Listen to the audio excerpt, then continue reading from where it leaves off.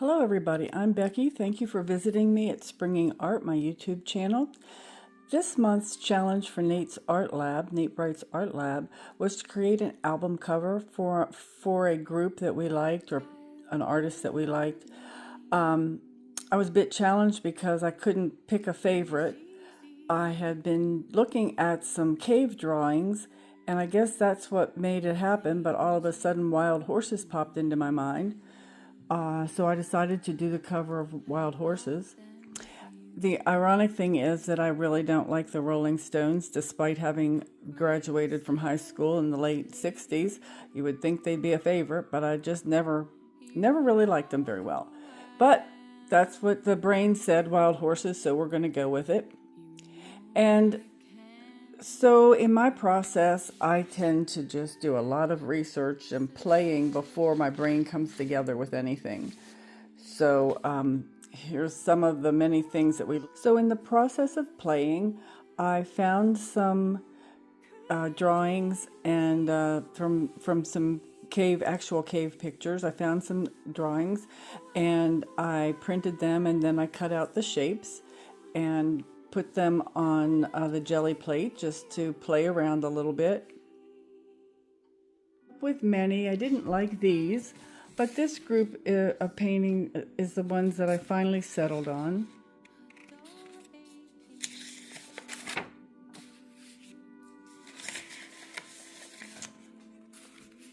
And then if I can find it, I have a special one that I love. Shapes I thought I would start off with. And then I started looking for some, what would cave walls look like? Because it occurred to me that these are cave rocks or cave stones, rolling stones. So that kind of fit into the equation here in trying to create this. When I looked at all of these papers, I saw most of them were brown except this one, which I put a lot of green and some lighter colors into. Didn't match the others at all, but the green from the mosses and the algae on the rocks. I decided to make this my central part of my album cover, and then these would be the rocks that would, go around the edge of the cover, and try to make them look like stones.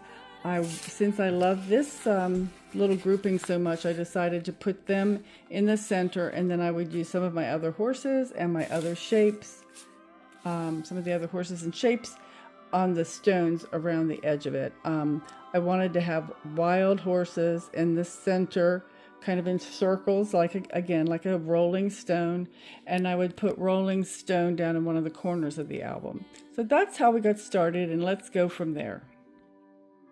At this point, what I've done is to take those paintings that I showed you before and cut the horse shapes out of them, the hand shape and some of the other shapes. Then I took those shapes and I put them back on the gel plate to create these different colors of horses and shapes. And then eventually, at this point now, I have cut those shapes out and I'm trying to place them on the album cover. For many of the horses, I actually gel printed them in kind of cave colors. This horse, I did some intentional shading on it. I can't remember whether I did this with the acrylics or whether I did it just with a black pen. I decided that this was the grouping that I wanted for my central part of the album on the green section. And these I printed in almost a white color because I wanted to hand paint over top of them. And I used acrylic paints to paint them, and I painted them in similar colors and designs as the horses that were here on this example.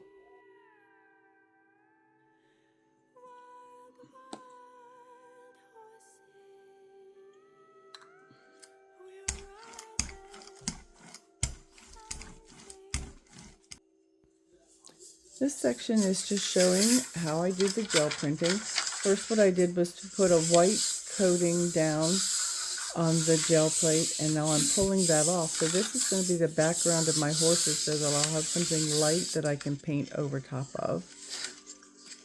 And then I'm going to put some orange down. In my mind, that helps me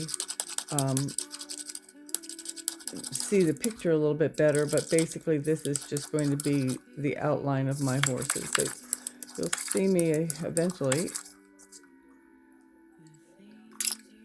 Oh, I decided that I'm going to add a little bit of gold in here.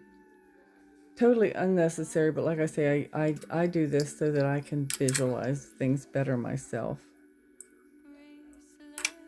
If you can see at the painting of the right-hand side here, there are some light kind of goldish areas in there, so I'm trying to get a background like that.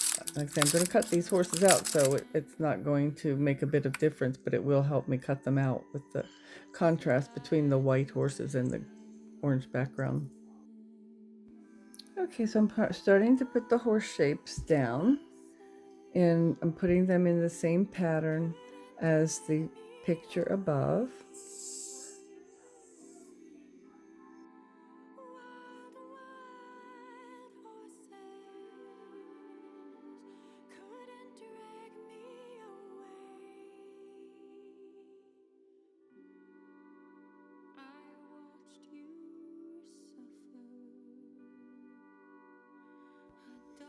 Okay, all the horses are placed now, and I will pull the print.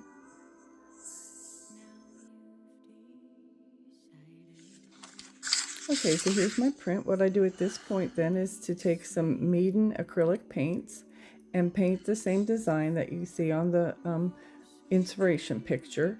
And then I will cut the horses out as a group or individually and place them on this section of rock.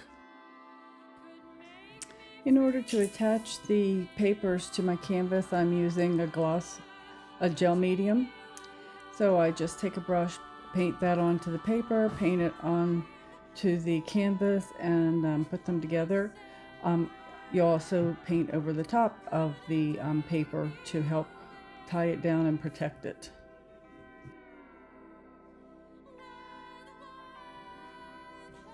Okay, so that is my central rock, placing that in the center of the canvas. And here I've applied the grouping of horses onto that central piece. Yeah, use the gel medium to attach these. Now I'm just going to paint over the top to make sure that all of the little legs and feet and everything are well attached.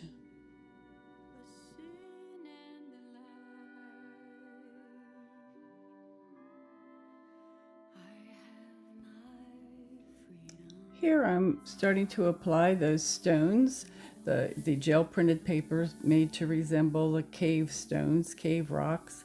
I'm applying that to the canvas using the gel medium, and most of this section has been sped up. Get this.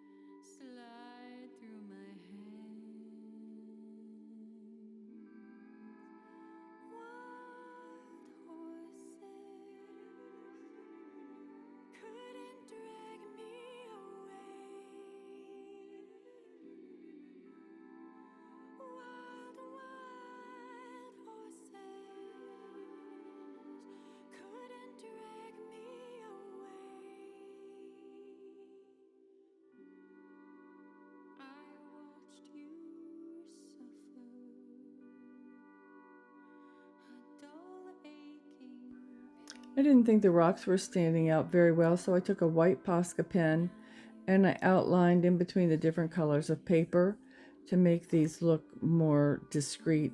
I also did that same thing on the horses. You'll notice that I've got white marker around most of the horses so that they'll stand out a little better. After circling with the white, I finally decided on which horses and designs I wanted on each stone. I took care of that. Some of those got outlined as well. Some of them got painted. Some of them got a little bit of embellishment just with a pen. Most of them I just used the colors that I printed them in.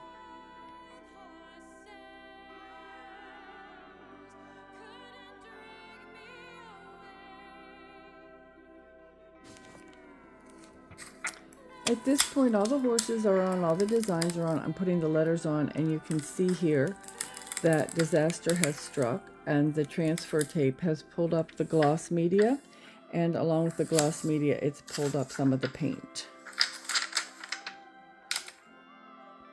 At this point, I haven't given up completely, and I'm now applying the letters for the word wild. Here, I'm burnishing the letters onto the canvas. And then I will start pulling the transfer tape, and the gloss is coming up again. And I've lost a large section of gloss here and paper here. So at this point, the cover is completely ruined. And you can see that area pretty well right here.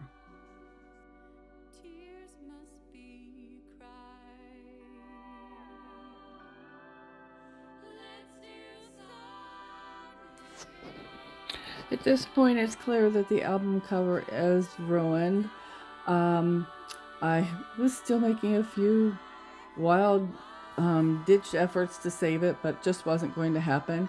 I did start to put the lettering on the Rolling Stones in the corner, but the lettering was really difficult to deal with. I just decided to write it in so you'd have an idea about the placement. And here's the final cover and some of the specific things that I put onto each stone. Thank you guys for being here today. Please join us with Nate's Art Lab in his Patreon group. We have a great time. We really get pushed to learn things. So the technique on this wasn't the greatest, but that's what this challenge is all about, is learning how to do things that we haven't done before.